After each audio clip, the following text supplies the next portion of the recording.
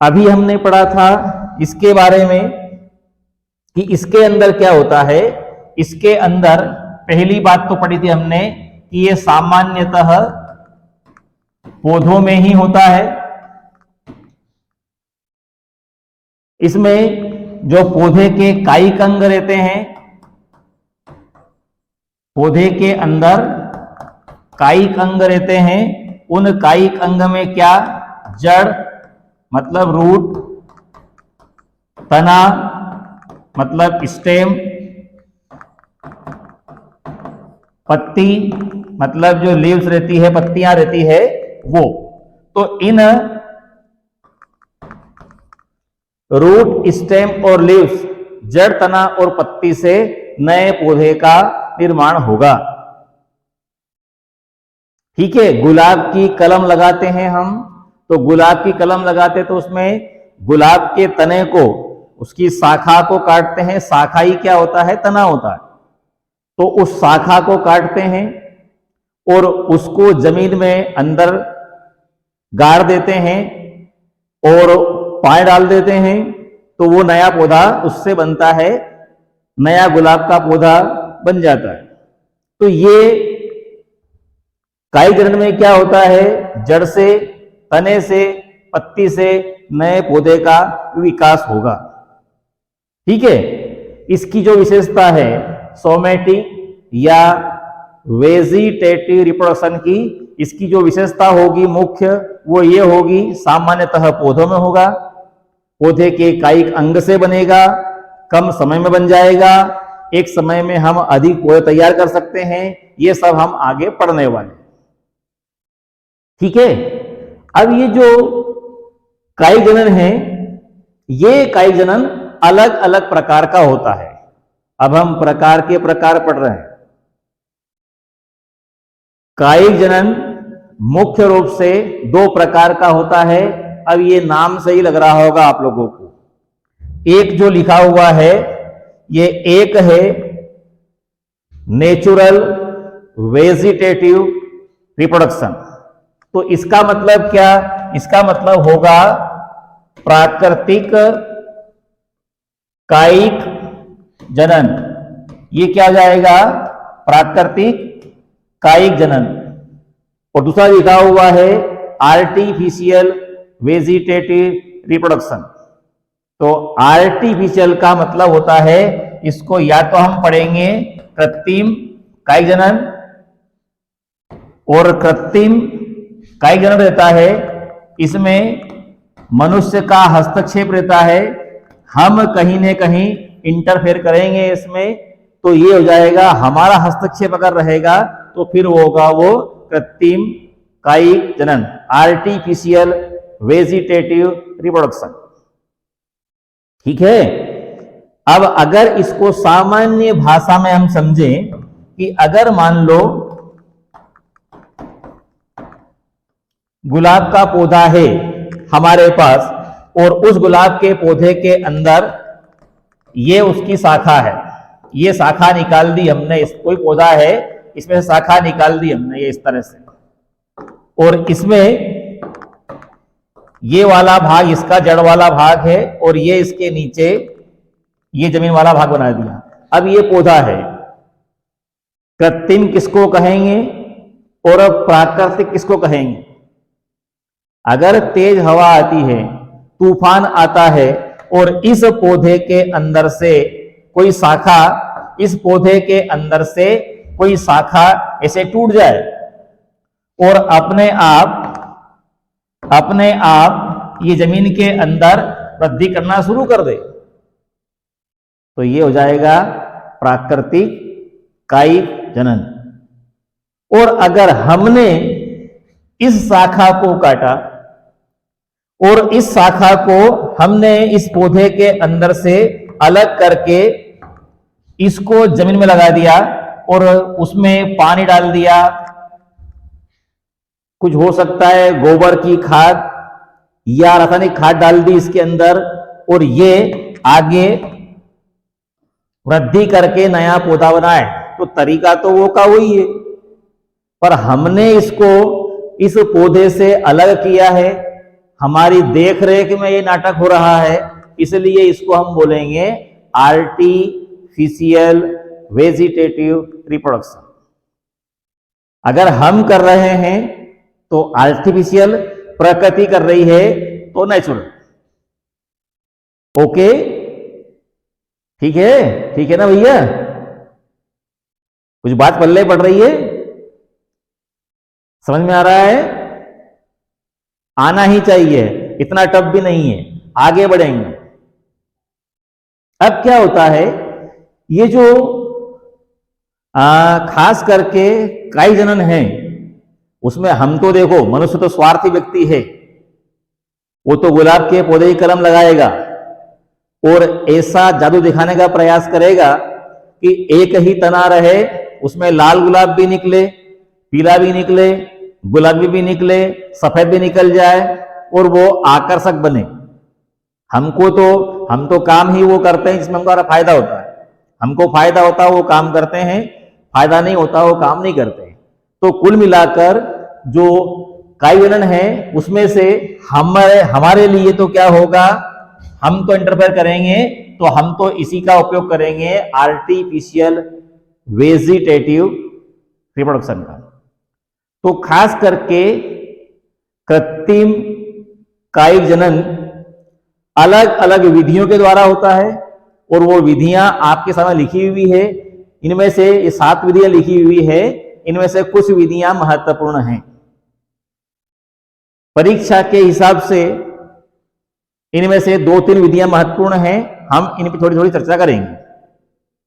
मतलब हम अब पढ़ने जा रहे हैं कृत्रिम कायिक जनन की विधियां। मूड में है? बोर तो नहीं हो रहा है? Very good. अब देखिए इसमें पहला ही है बाय कटिंग, हिंदी में लिखा हुआ है कर्तन। दूसरी है लेयरिंग, दाब लगाना। तीसरी है गुटी निर्माण। इसके बाद में ग्राफ्टिंग है, रोपण विधि। बडिंग है, कलिकायन, चश्मायन बोलते हैं इसको, इनहार्सिंग। और इसके बाद में लास्ट है माइक्रो प्रोपोगेशन। ये 6-7 विधियां हैं कृत्रिम कायिक जनन की। कौन सी विधि का उपयोग किस पौधे में किया जाता है, ये यहां पे उदाहरण भी लिखे हुए हैं। कटिंग, जो कर्तन द्वारा हम कृत्रिम कायिक जनन करवाते हैं, वो करवाएंगे गुलाब के अंदर, गुड़हल के अंदर और गन्ने में भी होता है, और भी जरूरत पड़ेगी तो बताएंगे। ठीक है, तो हम इन विधियों के बारे में थोड़ा पढ़ने जा रहे हैं। ये सब विधियां किसकी है? कृत्रिम कायिक जनन की, आर्टिफिशियल वेजिटेटिव रिप्रोडक्शन। पहली विधि देखिए, कटिंग या कर्तन। कटिंग क्या है? कटिंग आर्टिफिशियल वेजिटेटिव रिप्रोडक्शन की एक विधि है, एक मेथड है। एग्जाम में इस पर 60 नंबर आता है। छोटा प्रश्न आता है, कटिंग या कर्तन से क्या समझते हो, क्या है? तो आपको मुश्किल से इसमें 2-3 लाइन लिखना पड़ेगी। कौन से पौधे में होता है? तो ये लिखा हुआ है गुलाब, गुड़हल, गन्ना, आलू, इनमें होता है क्या कृत्रिम कायिक जनन की विधि? तो हम सबसे पहले इसके उत्तर में लिखेंगे कटिंग कृत्रिम कायिक जनन की एक विधि है, जिसमें अब इसमें क्या होता है वो देख लेते हैं। आपने ये जैसे मान लो गुलाब का पौधा है और इसके अंदर ये पत्ती वाला भाग है, शाखाएं हैं इसके अंदर, और ये गुलाब का पौधा है। तो हम इसमें क्या करते हैं, ये जो शाखा रहती है, इस शाखा को यहां से काटा, जो मुख्य शाखा थी उसको, या साइड की जो ब्रांच रहती है, लेटरल ब्रांच रहती है, उसको हम काट देते हैं और ये जमीन है, इस जमीन वाले भाग में इसको यहां लगा देंगे। तो जैसे जैसे समय बढ़ेगा वैसे वैसे वृद्धि करेगी शाखा, और वृद्धि करने के बाद में ये विकास करके इस पौधे के समान हो जाएगी। किया क्या, जो परिपक्व शाखा रहती है, थोड़ी सी पुरानी शाखा रहती है, उसको हम काटते हैं, तेज चाकू से काटते हैं, ब्लेड हो तो उससे काट सकते हैं, जिससे आसानी से कट जाए। उसको काटने के बाद थोड़ा तिरछा काट लेते हैं। तिरछा इसलिए काटते हैं कि जमीन में उसको अंदर धंसाने में थोड़ा सी सहायता मिल जाती है। अंदर दबाया, गीली मिट्टी है, नहीं हो तो पानी डाल दिया, उर्वरक डाल दिए, उसके अंदर खाद डाल दिया। जल्दी वृद्धि करवाना है, जल्दी वृद्धि करेगा, आगे बढ़ेगा, वृद्धि करेगा, विकास करेगा, उसी पौधे का निर्माण होगा जिसकी हमने कलम लगाई है। आप सबने गन्ना देखा होगा। ये जो गन्ना रहता है, इस गन्ने के अंदर जो गन्ना रहता है, इसके अंदर ऐसी गठान रहती है जिसको बोलते हैं नोड। ये गन्ना है मान लो, तो गन्ने की भी कटिंग के द्वारा ही खेती होती है। इसमें क्या करते हैं, इसमें इस गन्ने के पौधे को, तने को ऐसे छोटे छोटे टुकड़े में काट लेते हैं, और काटने के बाद इस गन्ने के तने को जो कटा हुआ है, इसको जमीन में दबाते हैं, ऐसे ऐसे दबा देते हैं इसको आड़ा। और गन्ने के जो नोड रहते हैं, इन नोड के यहां पे रहती है कुछ आंखें बोलते हैं हम इनको, पर वो रहती है वास्तव में बर्ड्स, कलिकाएं। तो ये कलिकाएं वृद्धि करेगी, ये कलिकाएं विकास करेगी, तो ये नया गन्ना यहां से बनना शुरू हो जाएगा। आपने आलू भी देखा है, अधिकांश लोग खेती से जुड़े हुए हैं। आलू के अंदर गड्ढे रहते हैं कुछ, उनके अंदर रहती है बड्स, जिनको हम बोलते हैं आंखें। आलू बोते हैं कैसे, एक आलू है तो उस आलू को भी हम देखें, इसे आलू है, ट्यूबर है ये। इस आलू के अंदर जैसे मान लो ये गड्ढे हैं कहीं, तो हम इसको कैसे काटते हैं, हम इसको काट देते हैं, ऐसे काट दिया, ऐसे काट दिया, 3 टुकड़े कर दिए इसके। सावधानी ये रखते हैं कि इसकी जो बड्स हैं वो नहीं कटे, और ये 3 टुकड़े को जमीन में दबा देंगे, फिर 3 टुकड़ों से 3 नए पौधे बनेंगे आलू के। तो गुलाब के अंदर, गुड़हल के अंदर, गन्ने में, आलू में कटिंग द्वारा कायिक जनन होता है।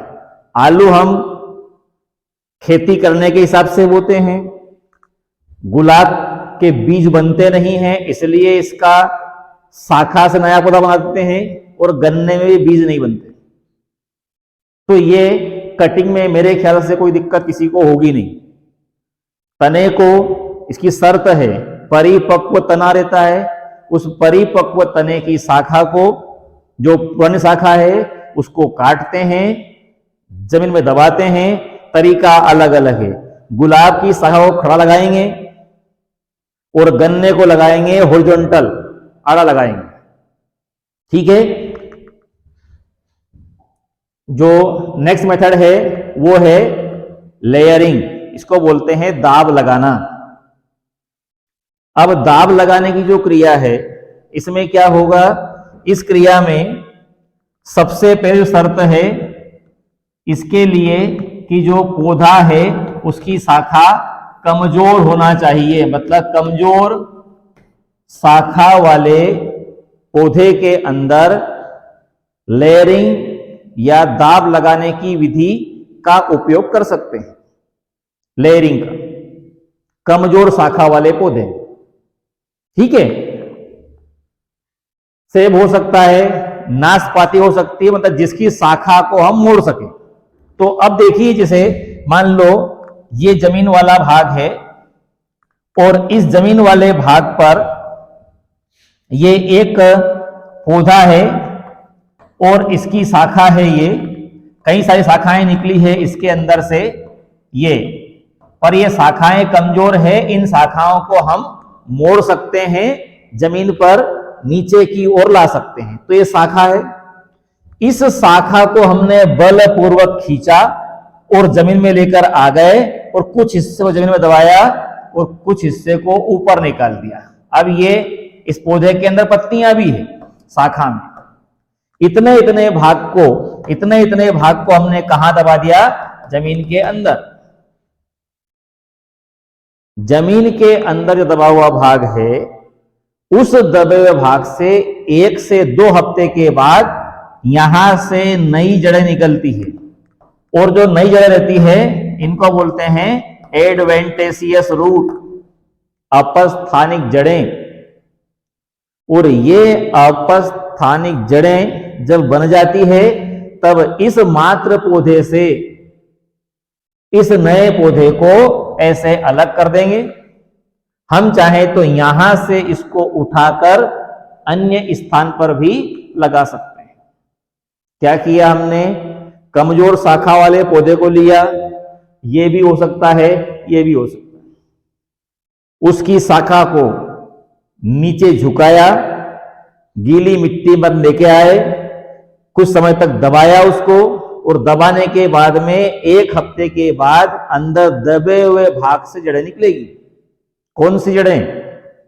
जो बीच में से निकलती है, बाद में निकलती है, तने से निकलती है, वो होती है एडवेंटेशियस रूट, अपस्थानिक जड़ें। और ये अपस्थानिक जड़ें निकल जाएगी, उसके बाद इस पौधे को मात्र पौधे से अलग कर सकते हैं। यह हो जाएगा लेयरिंग।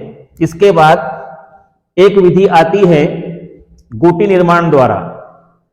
अब जो गुटी निर्माण है वो सेम लेयरिंग जैसा ही है, पर थोड़ा सा अंतर इसमें यह है कि जिन पौधे की जो शाखाएं मजबूत रहती है, उन मजबूत शाखा वाले पौधे के अंदर लेयरिंग तो हम कर नहीं सकते, तो वहां पर फिर हम गुटी का निर्माण करेंगे। और गुटी का निर्माण करने के लिए होता क्या है, पौधा कैसा है, पौधा है मजबूत शाखा वाला। तो ये जैसे मान लो ये तना है, ये इसकी शाखा है, ये तना है, ये शाखाएं निकल रही है इसकी। अब इस शाखा में हमको गुटी लगाना है। अगर हम लेयरिंग का उपयोग करें यहां, तो शाखा मजबूत है, शाखा मोटी है, इसको जमीन पर खींच के लाना मुश्किल है। अगर हम फिर भी ताकत से इसको नीचे खींच के लेके आएंगे तो यहां से टूट जाएगी, और नहीं भी टूटती है तो ये शाखा नीचे लेकर हम आए ताकत से, जैसे ही इससे बल हटाएंगे ये शाखा वापस ऊपर चली जाएगी। ठीक है, तो इस शाखा को नीचे लाना संभव नहीं है क्योंकि ये शाखा मजबूत है। फिर क्या करें? अगर ऐसा है तो फिर हम गुटी निर्माण करेंगे, और ये प्रश्न आता है इसलिए सावधान से सुने आप लोग। इसमें क्या होगा, ये जो शाखा है इस शाखा को इसके आसपास रहती है छाल, बार्क, तो छाल रहेगी, वो छाल तो यहां पे मृत कोशिकाओं की है, तो उस छाल को हम, यहां की जो छाल है इस छाल को हम हटा देंगे तो ये वाला भाग ऐसा कटा हुआ ऐसा हो जाएगा। मतलब इसके अंदर क्या होगा, इसके अंदर ये वाला जो भाग रहेगा ये इस प्रकार से हो जाएगा कि ये जो छाल वाला भाग है ये अगर हटा दिया हमने तो ये थोड़ा सा भाग पतला हो जाएगा, और अंदर की जो कोशिकाएं हैं वो जीवित है। ठीक है, अब इस कटे हुए भाग, जो छाल हमने निकाल दी है वो कटा हुआ भाग है, यहां पर हम क्या करेंगे, थोड़ी सी लेंगे गीली मिट्टी, ठीक है, उसके साथ ले सकते हैं हम खाद को, गोबर की खाद हो सकती है, गोबर हो सकता है, तो गीली मिट्टी और गोबर का हम बनाएंगे लेप, और उस लेप को यहां लगा देंगे इसके आसपास। ये जो कटा हुआ भाग है इसके आसपास हमने लेप लगा दिया। लेप में क्या है, गीली मिट्टी है और गोबर है। गीली मिट्टी से इसको पानी मिलेगा, गोबर से खाद मिल जाएगा। ठीक है, अब ये गीली मिट्टी यहां से अलग नहीं हो, यहां से अलग नहीं हटे, इसके लिए हम क्या करेंगे, इसके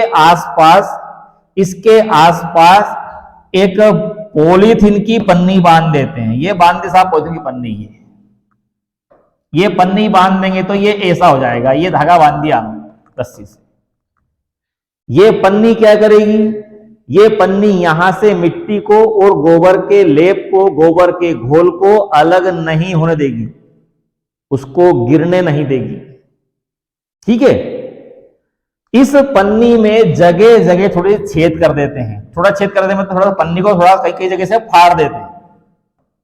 इससे क्या होता है, इससे बराबर इसके अंदर वायु अंदर चली जाएगी, अंदर से वायु बाहर भी निकल सकती, मतलब वायु का आदान प्रदान होता रहे, इसके लिए पन्नी में छेद कर देते हैं।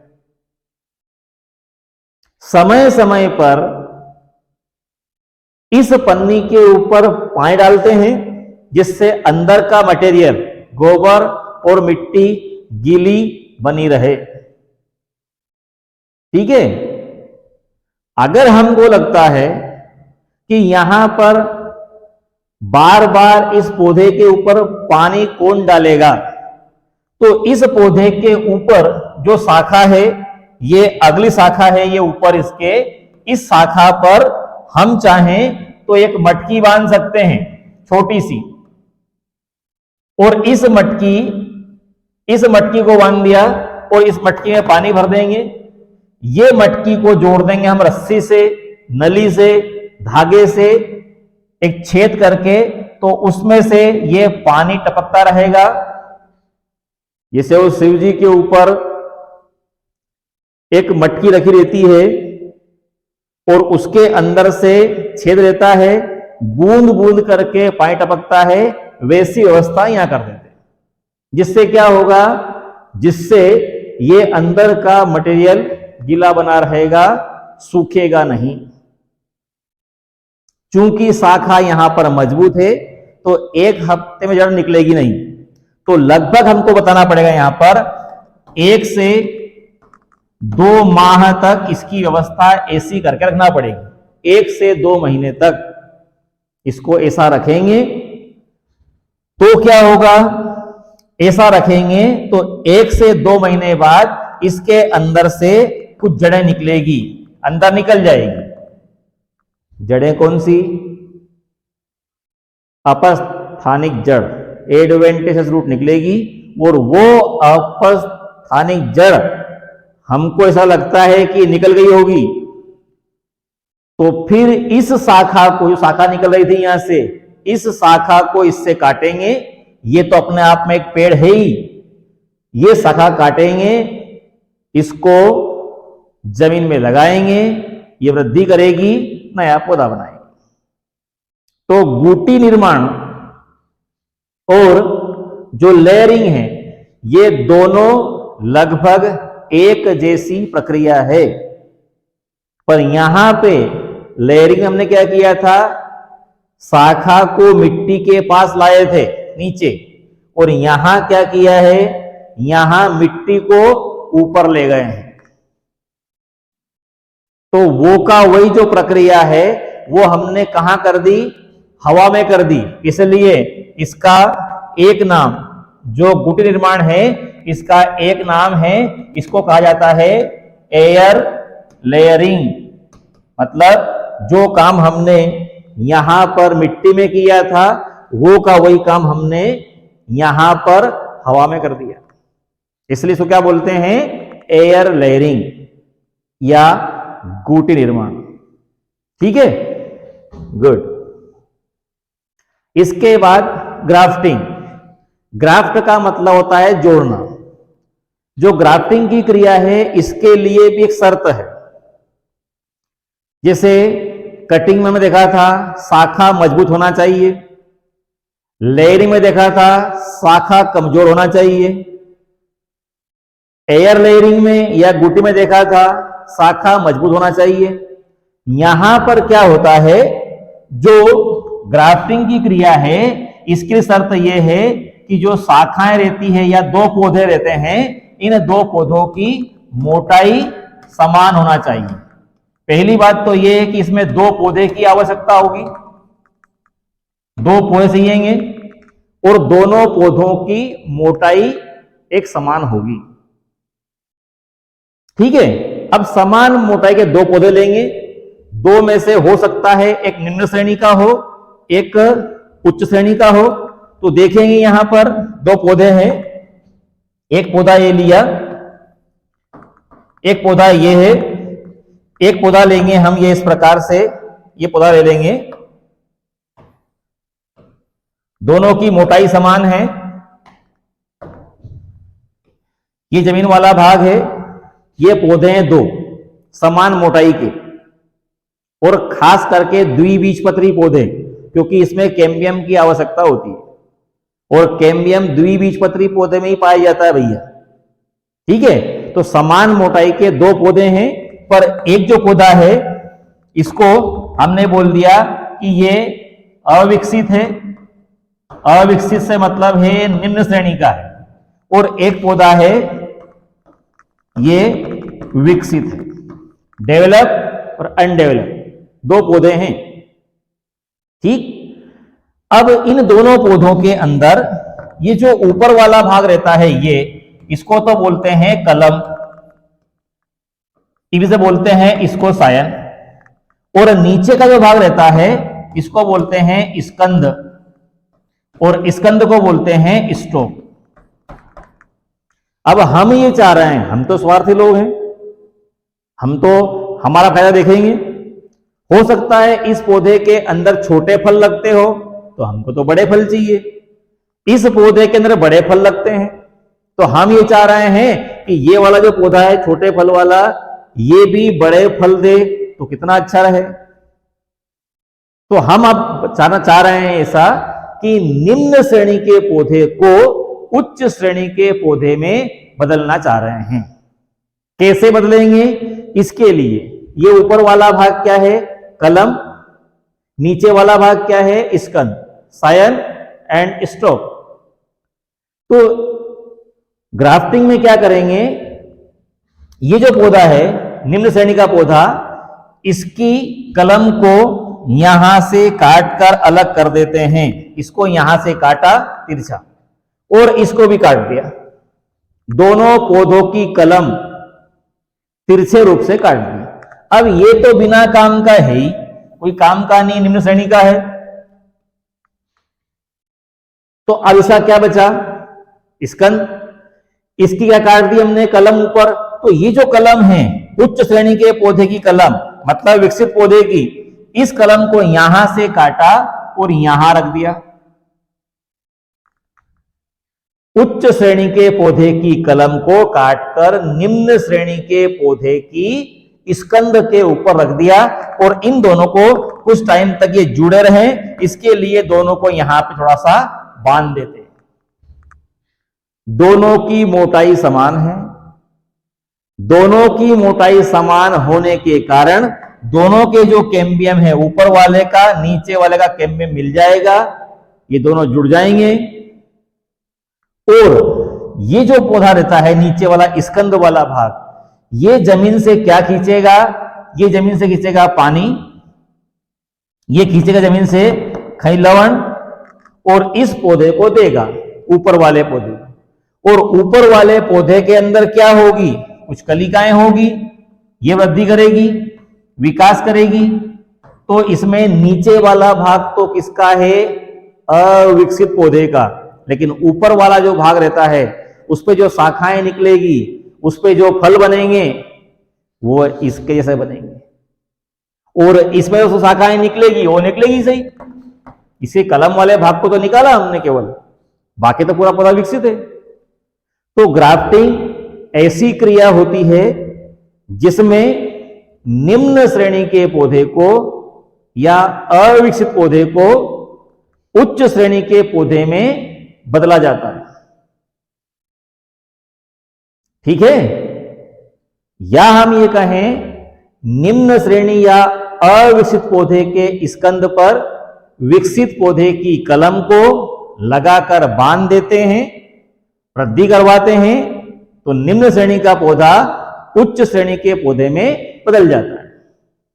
किस में होता है ऐसा? चेरी में होता है, आम में होता है। एग्जाम्पल आपको याद रखना है। Then budding.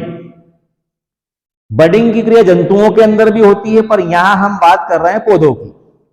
तो इसमें क्या होता है, एक जो पौधा रहता है, ये जैसे मान लो ये तना है, इस पौधे के अंदर जैसे ये तने वाला भाग है और ये इसका अंदर वाला भाग जड़ का है,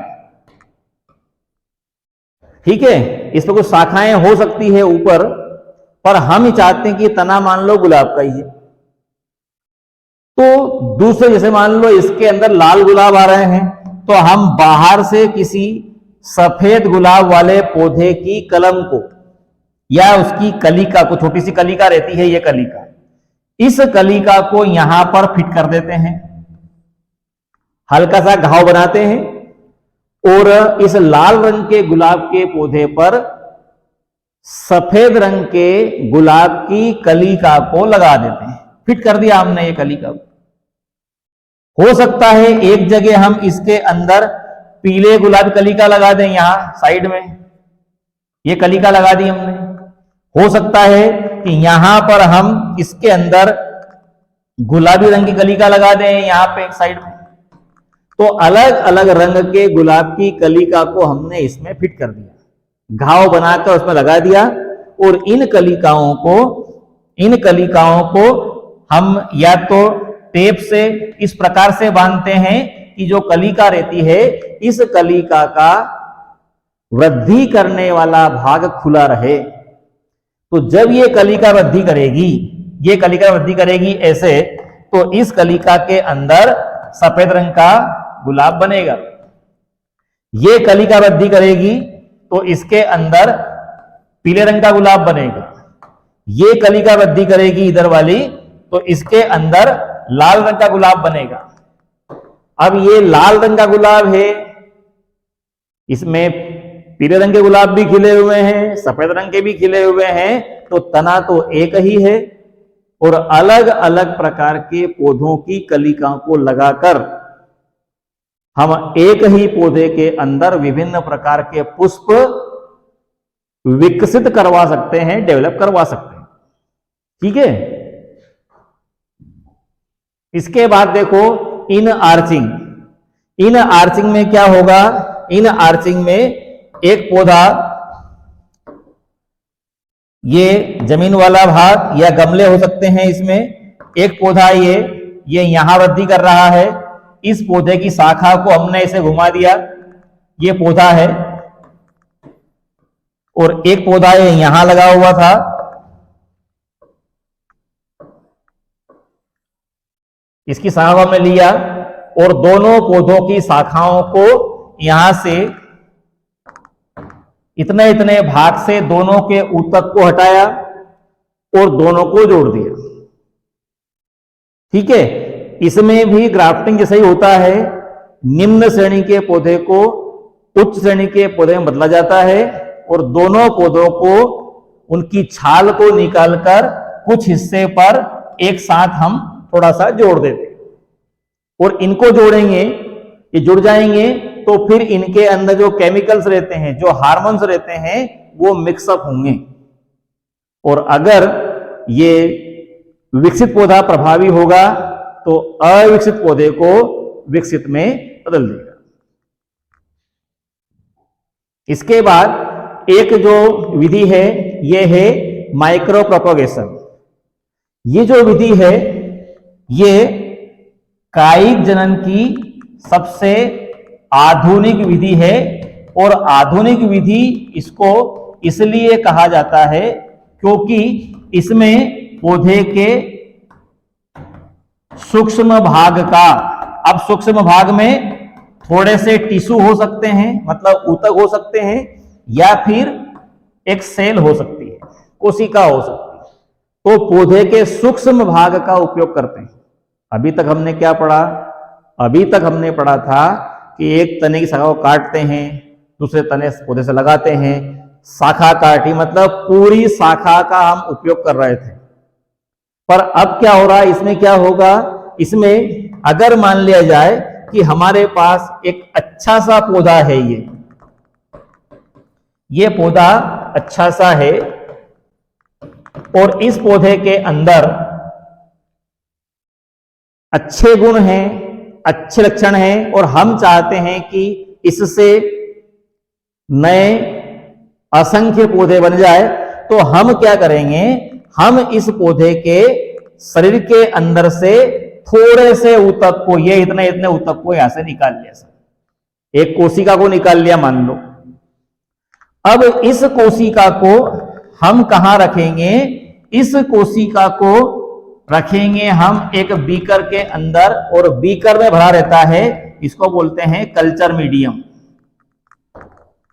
या इसको बोलते हैं पोषक माध्यम।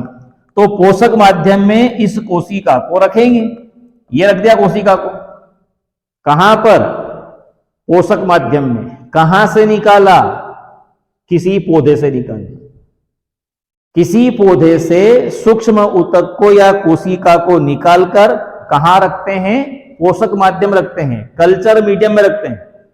और कल्चर मीडियम में रखेंगे तो ये कोशिका, इसको दाना पानी मिलेगा तो ये विभाजन किए बगैर नहीं मानेगी, और ये विभाजन करेगी तो इससे ये 2 कोशिका, ये 4 कोशिका, और ये क्या बन गया, ये बन गया भैया कोशिकाओं का समूह। और कोशिकाओं का जो समूह रहता है, इस कोशिकाओं के समूह को हम बोलते हैं कैलस। ये क्या होगा, ये होगा कैलस। और जो कैलस रहता है, ये कैलस कहां पर बना हुआ है, ये बना हुआ है पोषक माध्यम में, कल्चर मीडियम में, संवर्धन माध्यम बना हुआ है।